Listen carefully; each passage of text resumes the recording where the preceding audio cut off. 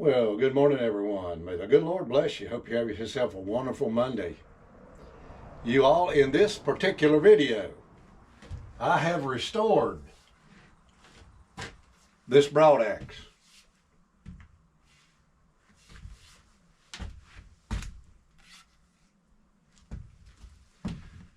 Now, I actually went to Tractor Supply and they had a handle that perfectly fit this axe head, you all. So I purchased that handle.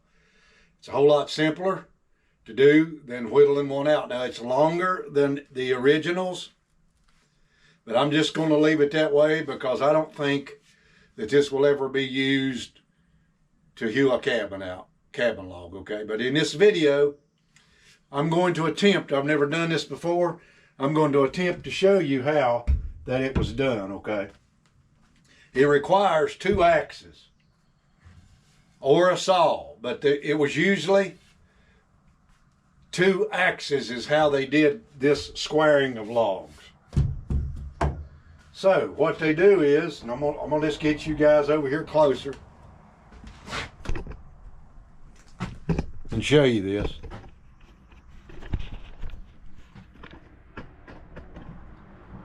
What they would do, and this is just on a small piece of poplar log right here, you all.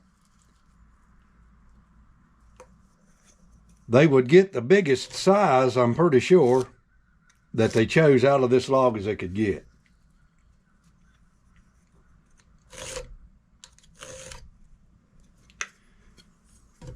They would mark it, and most of the time, you all, it was with a charcoal pencil, okay?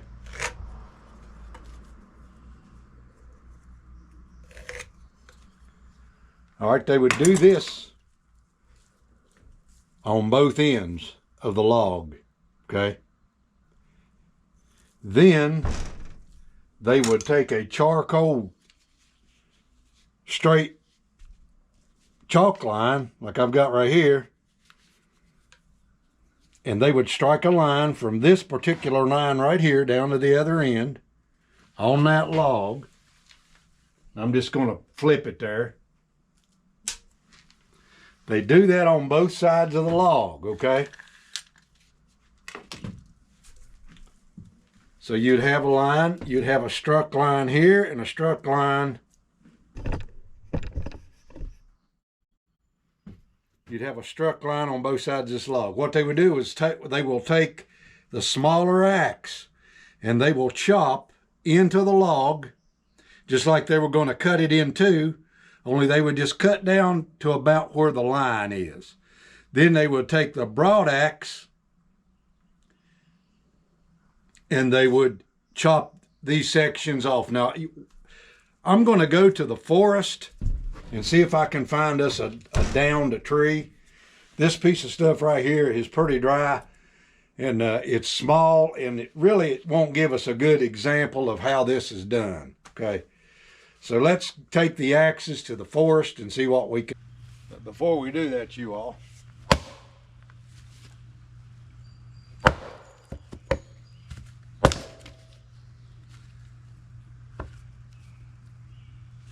yes,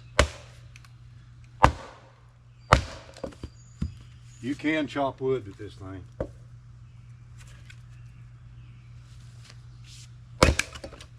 I wonder if you all hear the ring in this axe right here.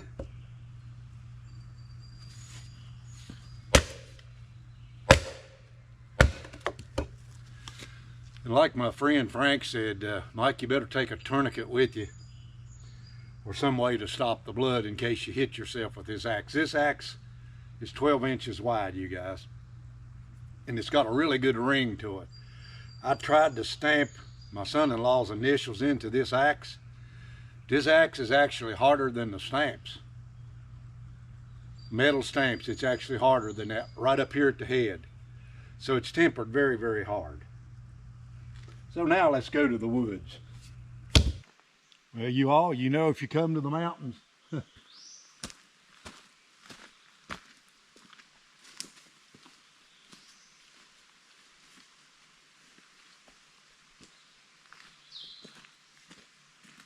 gonna be a tree in the way.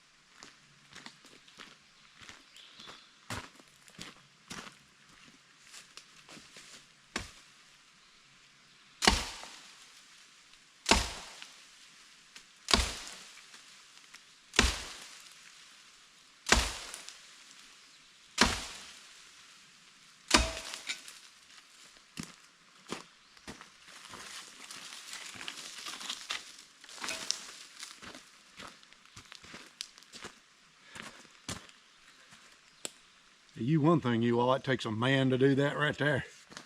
All right, you all. I found this Hurricane Helene blow down here in the woods. This is a solid piece of oak. They typically did this, you guys. Of course, it was cut in two on both ends so that they could mark it. But since I'm just going to do a demonstration here, we're not going to do that. So what we're going to do is we're going to take this double-bitted axe that Daddy had. It's my dad's axe.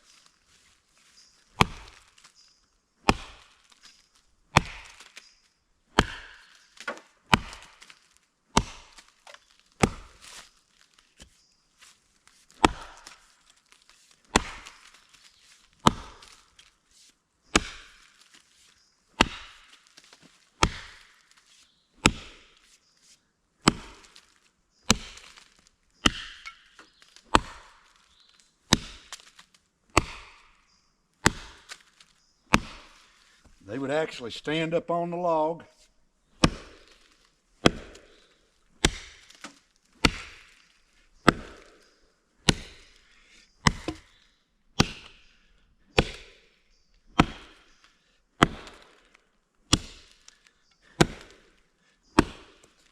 Here we're just going down to an imaginary line, okay?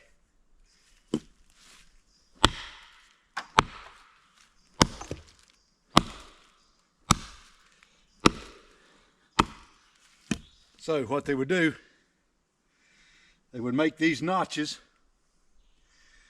about 16 inches apart. And you can imagine doing this all day long, you guys. This would have been really a time-consuming job. So you can see the notch.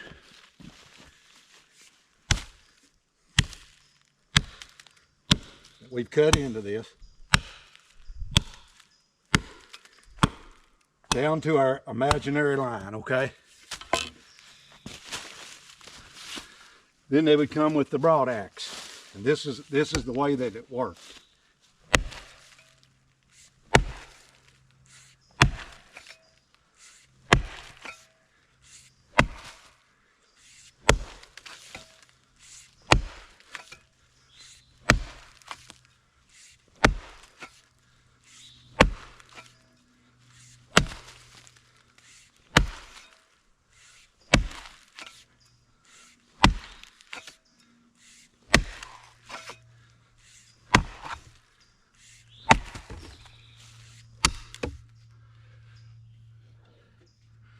I know one thing, that axe is heavy and it's sharp.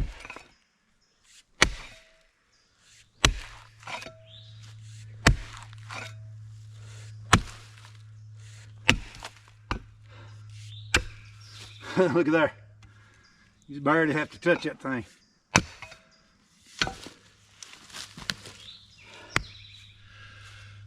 That's exactly, you guys, how the pioneers did it. Of course, depending on where their mark was on the other side of the log, they'd do the same thing. That's pretty simple. Now, I think that's self-explanatory enough for you guys to get the picture. I just wondered how hard it would be to notch with this axe.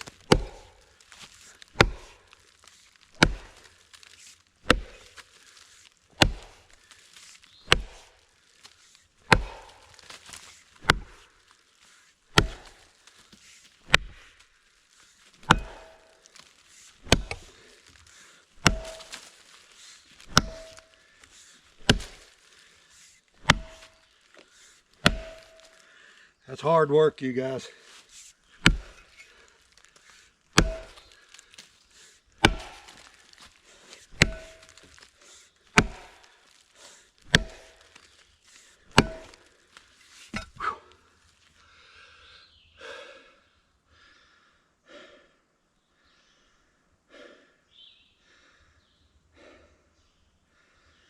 Hard work.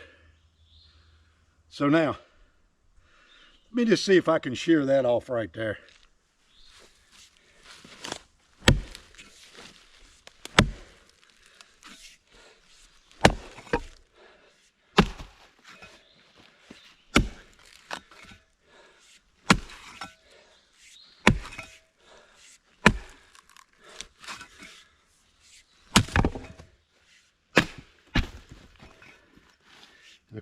square it up.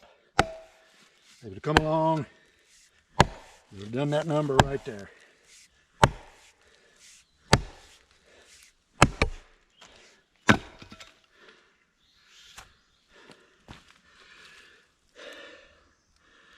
Now you can see by the cut that I just made right here, some of the styles of the way the logs were brought together, you guys. Of course, I'm not going to just try even now and think about doing that in this video. I wanted to find a green log to do this in, but this dead red oak worked out just fine.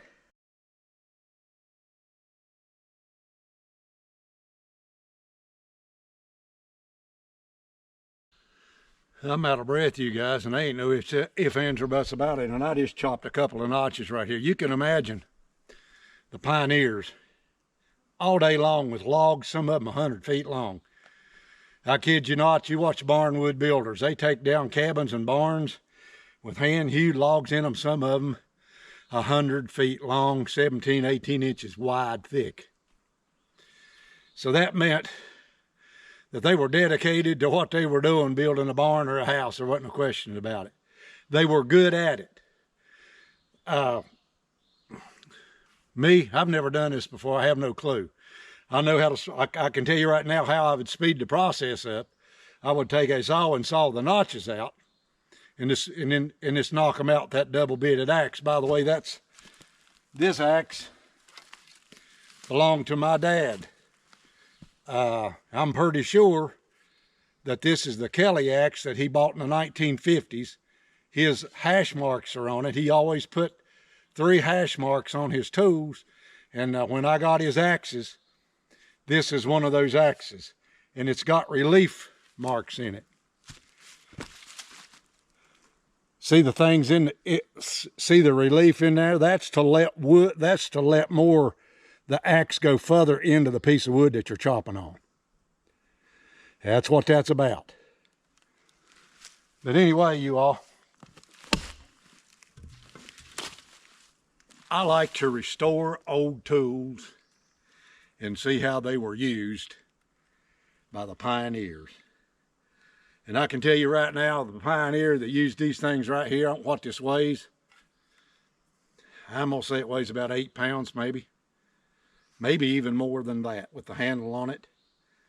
They were real men. If you think that you, as one person, can go to the forest like they did and chop you some trees down, saw them down, and cut them up into logs and get them out of the woods, you got another thought coming. These logs, when they did this, you guys, most of them were laid down where they were at. They weren't drugged to the cabin site. They were laid down where they, in the woods.